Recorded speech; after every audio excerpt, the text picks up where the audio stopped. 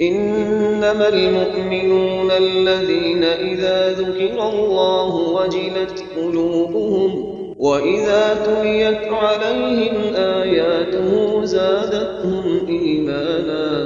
وعلى ربهم يتوكلون۔ مومن تو وہ ہیں کہ جب اللہ کا ذکر کیا جاتا ہے تو ان کے دل ڈر جاتے ہیں، اور جب انہیں اس کی آیتیں پڑھ کر سنائی جاتی ہیں تو ان کا ایمان اور بڑھ جاتا ہے، اور وہ اپنے پروردگار پر بھروسہ رکھتے ہیں۔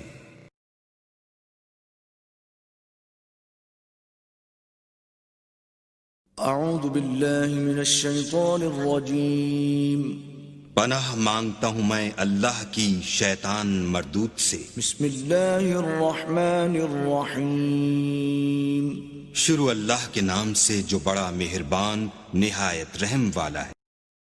وَرَبُّكَ الْغَفُورُ ذُو الرَّحْمَةِ لَوْ يُؤَاخِذُهُم بِمَا كَسَبُوا لَعَجَّلَ لَهُمُ الْعَذَابَ بَل لَّهُم مَّوْعِدٌ لَّن يَجِدُوا مِن دُونِهِ مَوْئِلًا وَتِلْكَ الْقُرَىٰ أَهْلَكْنَاهُمْ لَمَّا ظَلَمُوا وَجَعَلْنَا لِمَهْلِكِهِم مَّوْعِدًا۔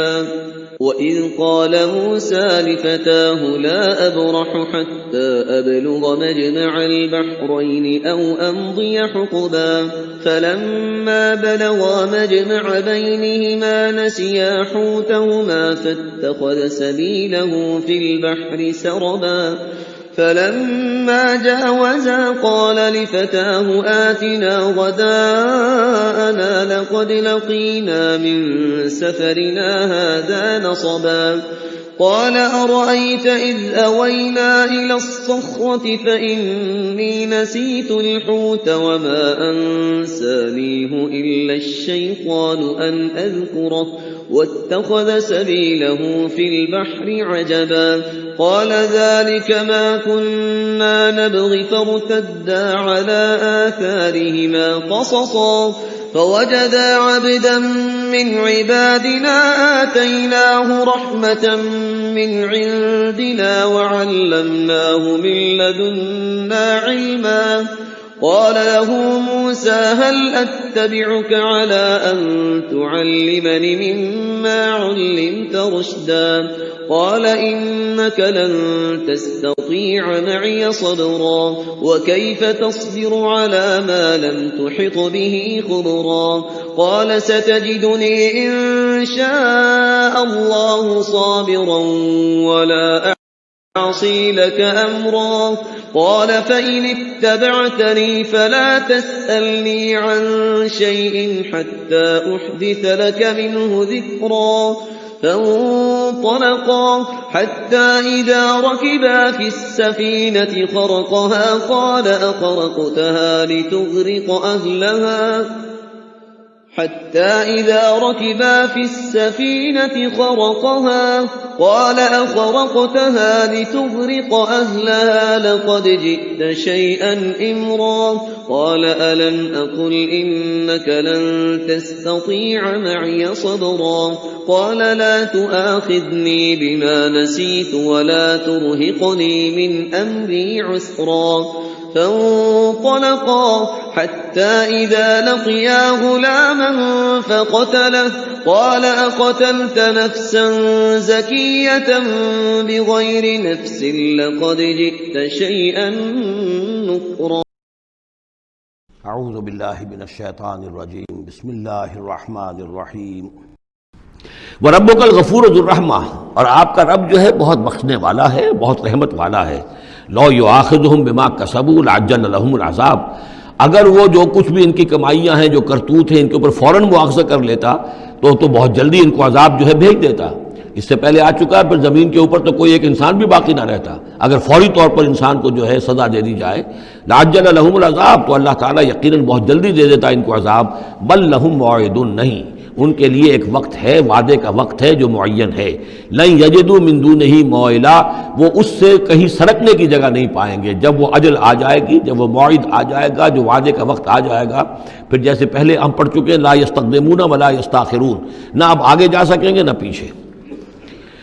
وَتِلْكَ الْقُرَىٰ أَهْلَكْنَاهُمْ لَمَّا ظُلَمُوا، اور یہ وہ بستیاں ہیں جن کا کہ ذکر ہم قرآن مجید میں بار بار کر چکے ہیں، یا احقاف کے اندر جو لوگ آباد تھے، اور یہ جو حجر میں لوگ تھے، اصحاب الایکہ تھے، وہ عمورہ اور صدوم کی بستیاں تھیں۔ وَتِلْكَ الْقُرَىٰ أَهْلَكْنَاهُمْ لَمَّا ظَلَمُوا، ہم نے ان کے رہنے والوں کو ہلاک کیا جبکہ انہوں نے ظلم کی روش اختیار کی، شرک کی اور کفر کی روش اختیار کی۔ وَجَعَلْنَا لِمَهْلِكِهِمْ مَوْعِدًا، اور ان کی بھی ہلاکت اور بربادی کے لیے ہم نے ایک وعدے کا وقت معین کر دیا تھا،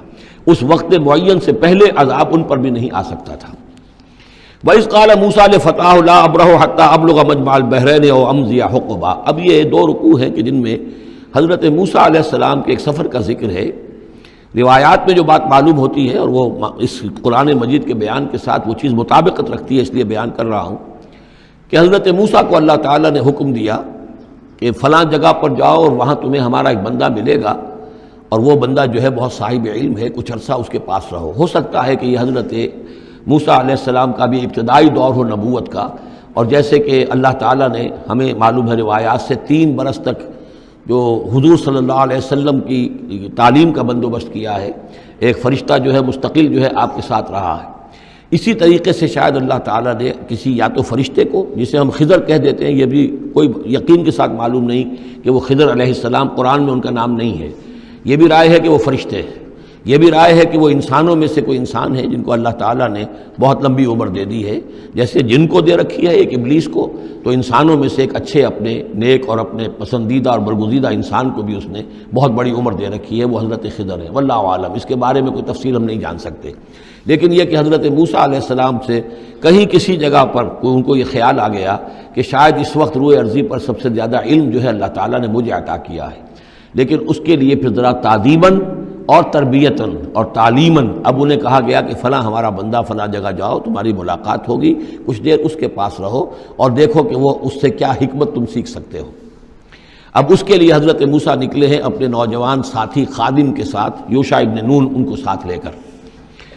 وَإِذْ قَالَ مُوسَىٰ لِفَتَاهُ لَا أَبْرَحُ حَتَّىٰ أَبْلُغَ مَجْمَعَ الْبَحْرَيْنِ، اور جب کہا موسیٰ نے اپنے اس نوجوان ساتھی سے جن کا نام یوشع ابن نون ہے کہ میں نہیں باز آؤں گا یہاں تک کہ چلتا رہوں اور پہنچ جاؤں مجمع البحرین تک، جہاں پر کہ دونوں دریا مل جاتے ہیں، او امضیہ حقبا، یا پھر میں چلتا رہوں گا، چاہے وہ مجھے سینکڑوں برس گزر جائیں میں چلتا رہوں گا۔ بتایا گیا تھا مجمع البحرین پر وہ ملے گا، اور خاص نشانی اس کی بتا دی گئی تھی کہ ہمارا وہ بندہ وہاں ملے گا تمہیں۔ اب مجمع البحرین پر بھی اختلاف ہے، ایک کا تو خیال یہ ہے، وہ جو نقشہ میں نے آپ کو دکھایا تھا، کہ یہ جو ریڈ سی ہے، اس کی جو 2 کھاڑیاں ہو جاتی ہیں، تو ان کا جو مقام اتصال ہے گویا کہ وہاں بھیجا گیا کہ یہاں پر، لیکن صحیح رائے زیادہ جو ہے وہ یہ ہے کہ یہ جو دریائے نیل آتا ہے مصر میں، تو یہ سوڈان سے آتا ہے، تو 2 دریا مل کر یہ دریا بنتے ہیں، النیل الازرق اور النیل الابیض، ایک سفید رنگ کا پانی ہے اور ایک بھی نیلے رنگ کا پانی ہے۔ یہ نقشہ ہمیں بھی اٹک پر نظر آتا ہے، دریائے سندھ جو تربیلا سے نکل کر پانی آتا ہے وہ نیلے رنگ کا ہے، اور جو دریائے کابل کا پانی آ رہا ہوتا ہے مغرب سے تو اس کا وہ پانی گدلا ہے، اور کافی دور تک پھر ہمیں نظر آتا ہے کہ یہ دریائے کابل کا پانی چل رہا ہے گدلے رنگ کا، اور یہ صاف صاف پانی جو ہے دریائے سندھ کا چل رہا ہے۔ تو اسی طرح کا معاملہ وہاں پر ہے، نیل جو ہے نیلا نیل اور سفید نیل، النیل الازرق اور النیل الابیض، وہاں پر پہنچے ہیں کہیں، یہ یوں سمجھیے خرطوم کے آس پاس، کہ میں اب چلتا جاؤں گا۔ فلما بلغا مجمع بینہما، جب یہ پہنچ گئے اس دونوں دریاؤں کے ملنے کی جگہ پر، نسیا حوتہما، یہ بتا دیا گیا تھا کہ ایک جو مچھلی ہے تل کر اس کو ساتھ لے لینا تاکہ تمہارے وہ غذا کا کام بھی دے گی، اور اسی کو نشانی بنانا تھا اللہ نے بتانے کے لیے کہ کس جگہ پر وہ اس شخص سے ملاقات ہوگی۔ جب وہ پہنچے ان دونوں کی مجمع کے مقام پر، نسیا حوتہما، تو انہوں بھول گئے اپنی اس مچھلی کو، فاتخذ سبیلہ فی البحر سربا، اور وہ مچھلی جو ہے وہ زندہ ہو کر، حالانکہ بھنی ہوئی تھی تلی ہوئی تھی، وہ زندہ ہو کر اور اس نے وہ سرنگ سی بنا کر اور سمندر میں چلی گئی۔ فلما جاوزا، اب یہ نقشہ جو ہے یہ ان کے جو ساتھی تھے یوشع ابن نون، انہوں نے دیکھا ہے اپنی نگاہ سے کہ یہ معاملہ ہوا ہے، لیکن یہ کہ اس کا تذکرہ کرنا حضرت موسیٰ علیہ السلام سے بھول گئے۔ فلما جاوزا، جب وہ وہاں سے آگے نکل گئے، قال لفتاه آتنا غداءنا، انہوں نے اپنے اس نوجوان ساتھی سے کہا، خادم سے، کہ بھائی ہمارا وہ کھانا لے آؤ، ناشتہ لے آؤ، لقد لقینا من سفرنا ھذا نصبا، اب ہمیں اس سفر سے کوئی تکان طاری ہو گئی ہے، ایگزاسشن ہو رہی ہے، اور یہاں یہ نقطہ بیان کیا ہے مفسرین نے کہ چونکہ اس اصل مقام سے آگے نکل آئے تھے اس لیے اب تکان ہوئی ہے، ورنہ جو مقام تک پہنچنا تھا وہاں تک انہیں تکان کا کوئی احساس نہیں ہوا۔ قال ارأیت اذ اوینا الی الصخرۃ، اس نوجوان نے یہ کہا خادم نے کہ آپ دیکھیے جب ہم اس چٹان کے پاس تھوڑی دیر کے لیے رکے تھے سستانے کے لیے، فإنی نسیت الحوت، تو میں اس مچھلی پر نگاہ رکھنا بھول گیا، اس کی حفاظت کرنا بھول گیا، وما انسانی الا الشیطان ان اذکرہ، اور شیطان نے مجھے بلائے رکھا کہ میں آپ سے ذکر بھی نہیں کر سکا، واتخذ سبیلہ فی البحر، وہ تو زندہ ہو کر اور اس نے اپنا راستہ بنایا اور سمندر میں اتر گئی یا دریا میں اتر گئی، عجبا، بہت عجیب یہ واقعہ تھا جو پیش آیا تھا۔ قال ذالک ما کنا نبغی، اب حضرت موسیٰ نے کہا اسی کے تو ہم تلاش میں تھے، یہی تو نشانی بتائی گئی تھی کہ یہاں پر، اب چلو واپس وہیں۔ فارتدا علی آثارہما قصصا، تو وہ اب لوٹے اپنے نقوش پا کو دیکھتے ہوئے، چونکہ وہیں پہنچنا ہے اب جہاں پر کہ وہ مچھلی جو ہے وہ زندہ ہو کر اور دریا میں اتر گئی تھی۔ فوجد عبدا من عبادنا، اب جو وہاں پہنچے تو پایا ہمارے بندوں میں سے ایک خاص بندے کو، آتیناہ رحمتا من عندنا، ہم نے اسے رحمت عطا کی تھی خاص اپنے پاس سے، وعلمناہ من لدنا علما، اور اسے علم سکھایا تھا خاص اپنے پاس سے۔ یہ علم لدنی ایک اصطلاح ہے جو یہیں سے لفظ اخذ کیا گیا ہے۔ ایک علم وہ ہے جو ہم سیکھتے ہیں، جو بھی پڑھتے ہیں سیکھتے ہیں، تفسیر پڑھی ہے، عربی پڑھی ہے، نحو پڑھی ہے، فقہ پڑھی ہے، یہ علم حاصل ہو رہا ہے، یا جیوگرافی پڑھی ہے، تاریخ پڑھی ہے۔ ایک وہ علم ہے جو اللہ کسی کے دل میں ڈال دیتا ہے بغیر کسی مادی طور پر دنیاوی اعتبار سے کسی تحصیل علم کی مشقت سے گزرے ہوئے، اس کو علم لدنی کہتے ہیں۔ لدن کہتے ہیں نزدیک، لدن اللہ، لدنی ہم نے اپنے پاس سے، اپنے خاص خزانہ فضل سے، خاص خزانہ فیض سے اسے علم عطا کیا تھا، ہم نے اسے رحمت بھی دی تھی، آتیناہ رحمتا من عندنا وعلمناہ من لدنا علما۔ قال لہ موسیٰ، ان سے کہا موسیٰ نے، هل اتبعک، اگر آپ اجازت دیں تو میں کچھ عرصہ آپ کے ساتھ رہوں، علی ان تعلمنی مما علمت رشدا، لیکن اس لیے اس شرط کے ساتھ کہ آپ مجھے بھی سکھائیں کچھ جو آپ کو علم دیا گیا ہے اور جو بڑی سعادت مجھے اللہ نے بتایا ہے کہ آپ کو اللہ نے بڑا عقل، بڑی سمجھ بوجھ اور بڑی حکمت عطا کی ہے۔ قال انک لن تستطیع معی صبرا، انہوں نے کہا کہ دیکھو تم میرے ساتھ رہ کر صبر نہیں کر سکو گے، وکیف تصبر علی ما لم تحط بہ خبرا، اور کیسے صبر کرو گے اس چیز پر کہ جس کا کہ علم تمہارے پاس نہیں ہے، جس کا تم نے احاطہ نہیں کیا ہے، تمہیں تو بات بڑی غلط لگے گی، عجیب سی لگے گی۔ قال ستجدنی ان شاء اللہ صابرا، حضرت موسیٰ نے کہا کہ نہیں انشاءاللہ آپ مجھے صابر پائیں گے، میں صبر کروں گا، ولا اعصی لک امرا، اور میں آپ کی کسی حکم کی خلاف ورزی نہیں کروں گا۔ اب دیکھیے یہاں انشاءاللہ صبر کے ساتھ تو آ گیا، ولا اعصی لک امرا، آپ کے حکم کی خلاف ورزی نہیں کروں گا، یہاں انشاءاللہ نہیں آیا ہے، اور اسی میں خلاف ورزی ہو گئی، یعنی یہ کہ انہوں نے جو حکم دیا تھا پھر اس کی وہ پابندی نہیں کر پائے۔ ولا تقولن لشیء انی فاعل ذلک غدا، اس کے ساتھ اس کو جوڑ لیجئے جو اب پڑھا ہے اسی صورت میں، حضور سے کہا گیا تھا کبھی نہ یہ کہیے گا، یہاں بھی کہتے ہیں انشاءاللہ میں کوشش کروں گا، انشاءاللہ اللہ تعالیٰ کے فضل و کرم سے میں آپ کے حکم کی خلاف ورزی نہیں کروں گا۔ قال فإن اتبعتنی، اب یہ حکم ہے ان کا، انہوں نے کہا کہ اگر تم میرے ساتھ چلنا چاہتے ہو، رہنا چاہتے ہو، فلا تسألنی عن شیء، تو کسی چیز کے بارے میں مجھ سے خود مت پوچھنا، حتی احدث لک منہ ذکرا، یہاں تک کہ میں خود اس کے بارے میں کوئی تذکرہ کروں، بس دیکھتے جاؤ جو بھی میرے ساتھ ہو رہا ہے، دیکھتے رہو، آبزرو کرو، چپ رہو، خاموش رہو، میں جب مناسب سمجھوں گا جو اصل حکمت ہے ان چیزوں کی کہ جو تمہارے مشاہدے میں آئیں گی وہ میں تمہیں بتا دوں گا، لیکن تم مجھ سے سوال نہیں کرو گے۔ فانطلقا، اب وہ دونوں چلے، گویا کہ حضرت موسیٰ نے وہ بات مان لی۔ حتی اذا رکبا فی السفینۃ، یہاں تک کہ جب وہ دونوں سوار ہوئے کشتی میں، خرقہا، اب ان صاحب نے، یہ جو صاحب موسیٰ انہیں کہیں یا حضرت خضر کہیں، انہوں نے کشتی کا ایک تختہ اکھاڑ دیا۔ قال خرقتہا لتغرق اہلہا، اب حضرت موسیٰ علیہ السلام کہاں خاموش رہنے والے تھے، اتنا غلط کام کر رہے ہو تم، ساری کشتی کو ڈبونا چاہتے ہو، کیا تم نے توڑ ڈالا ہے، پھاڑ دیا ہے اس کشتی کو تاکہ غرق کر دو اس کے اندر جو سوار ہیں ان سب کو؟ لقد جئت شیئا امرا، یہ تو آپ نے ایک بہت غلط کام کیا، بہت بھاری ایک جرم ہے جو آپ سے سرزد ہوا ہے۔ قال الم اقل انک لن تستطیع معی صبرا، انہوں نے کہا کیا میں نے نہیں کہا تھا کہ تم میرے ساتھ صبر نہیں کر سکو گے؟ تو اصل بات سمجھ لیجئے وہ کیا ہے کہ دنیا میں جو ظاہر میں کوئی عمل ہو رہا ہوتا ہے ہم اس کو دیکھتے ہیں، اس کے پیچھے اللہ کی کیا مشیت کام کر رہی ہے وہ ہمیں نظر نہیں آتی۔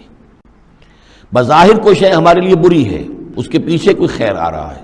ہم اس بری چیز کو برا سمجھ کر اور وہ ہم جو ہے نالا و شیون کا معاملہ اختیار کر لیتے ہیں۔ عسیٰ ان تکرہوا شیئا وہو خیر لکم وعسیٰ ان تحبوا شیئا وہو شر لکم واللہ یعلم وانتم لا تعلمون۔ یہ ہے اصل میں وہ بات کہ جو سورہ بقرہ میں ہم نے پڑھی تھی۔ ہو سکتا ہے تم کسی چیز کو برا سمجھو جبکہ حقیقت میں وہ تمہارے لیے بہتر ہو، اور ہو سکتا ہے کہ تم کسی چیز کو اچھا سمجھو حقیقت میں تمہارے لیے وہ مضر ہو۔ اللہ جانتا ہے، تم نہیں جانتے۔ تو تفویض الامر ہونا چاہیے اللہ کی طرف، اے اللہ جو تجھے میرے لیے پسند ہے۔ لیکن یہ جو بھی فرشتے کر رہے ہوتے ہیں، اور ظاہر بات ہے یہ بھی ہو سکتا ہے فرشتے ہوں یا اولیاء اللہ میں سے کسی کی روح ہے، تو جیسا کہ شاہ ولی اللہ کا قول میں نے آپ کو سنایا ہے کہ وہ بھی ملائکہ کے طبقہ اسفل میں شامل ہو جاتے ہیں اور وہی اللہ تعالیٰ کے احکام کی جو ہے تنفیذ کرتے ہیں۔ تو یہ شرعی احکام نہیں ہے، یہ تکوینی احکام ہے۔ کسی کا بچہ جو ہے چھت کے اوپر سے گرا مر گیا، اب وہ تو چیخ رہا ہے، ماں بھی چیخ رہی ہے، بہن بھائی بھی چیخ رہے ہیں۔ اب کیا پتا کہ یہ بچہ جو ہے اگر بڑا ہو جاتا تو یہ ماں باپ کے لیے سوہان روح ہوتا۔ اللہ نے ان کے لیے خیر کیا ہے کہ اس بچے کو اس وقت لے لیا ہے، لیکن انہیں تو پتہ نہیں کہ آئندہ کیا ہونا تھا۔ تو ہم ظاہر کو دیکھ کر جو ہے گھبرا جاتے ہیں اور اس کو اپنے لیے برا سمجھ بیٹھتے ہیں، جبکہ اللہ تعالیٰ کی بیدک الخیر، اللہ کے ہاتھ میں خیر ہی خیر ہے، لیکن ہماری شارٹ سائٹڈنس ہے کہ جس کی وجہ سے ہم چیزوں کو کسی اور رنگ میں لے رہے ہیں۔ اس کے لیے یہ 3 واقعات ہیں کہ جو دکھائے گئے۔ قال لا تؤاخذنی بما نسیت ولا ترہقنی من امری عسرا، تو انہوں نے کہا، حضرت موسیٰ نے عرض کیا لا تؤاخذنی بما نسیت، مجھ سے مواخذہ نہ کیجئے اس پر کہ میں بھول گیا کہ میں نے آپ سے وعدہ کیا تھا کہ میں آپ سے کوئی سوال نہیں کروں گا۔ ولا ترہقنی من امری عسرا، اور نہ دباؤ ڈالیے مجھ پر میرے معاملے میں کچھ زیادہ سختی نہ کیجئے۔ ایسا نہ ہو کہ ایک ہی دفعہ کی میری غلطی کے اوپر کہتے ہیں جاؤ اب یہاں سے، بلکہ ذرا یہ نرمی کیجئے۔ فانطلقا، پھر چلے دونوں، حتی اذا لقیا غلاما قتلہ، جب ایک نوجوان سے ملاقات ہوئی اس نے قتل کر دیا اس کو، حضرت خضر نے۔ قال قتلت نفسا زکیۃ بغیر نفس، حضرت موسیٰ علیہ السلام پھر بولے یہ کیا کیا آپ نے؟ ایک بے گناہ جان کو آپ نے قتل کر دیا اس کے بغیر کہ اس نے کسی کا خون بہایا ہو۔ لقد جئت شیئا نکرا، یہ تو آپ نے بہت ہی نامعقول حرکت کی ہے۔ بارک اللہ لی ولکم فی القرآن العظیم ونفعنی وإیاکم بالآیات والذکر الحکیم۔